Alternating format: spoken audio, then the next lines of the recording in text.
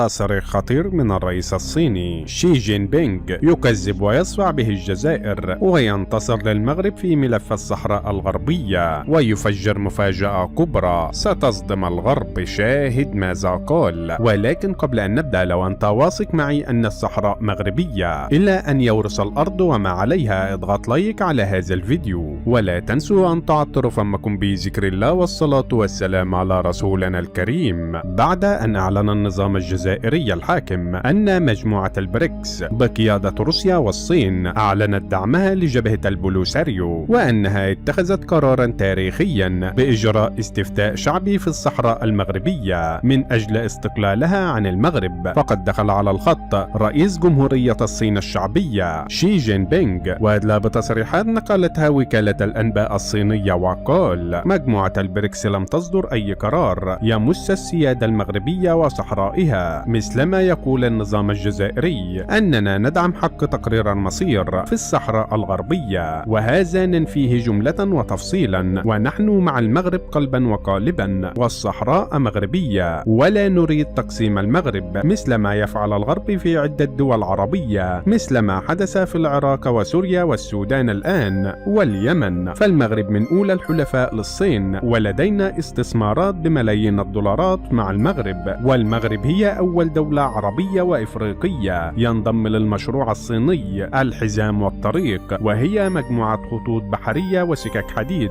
تربط بين الصين والبلدان المنظمة لهذا المشروع. كما أننا اتفقنا مع السلطات المغربية أننا سنستغنى عن الدولار في التعاملات التجارية بيننا، وسوف نستبدل الدولار بالعملات المحلية اليوان الصيني والدرهم المغربي، وهذا ما سيعود بالنفع على الاقتصاد الصيني والاقتصاد المغربي. فالمغرب حليفة للصين والصين حليفة للمغرب، وأنا أعلنها أمام العالم وخاصة الجزائر أن الصحراء مغربية إلى الأبد، وهذا هو قرار الصين. وفي النهاية عزيزي المشاهد، ما رأيك فيما قاله الرئيس الصيني اتجاه المغرب وصحرائها؟ شاركونا بآرائكم في خانة التعليقات، ولا تنسوا الإعجاب بهذا الفيديو والاشتراك في القناة ليصلكم جديدنا.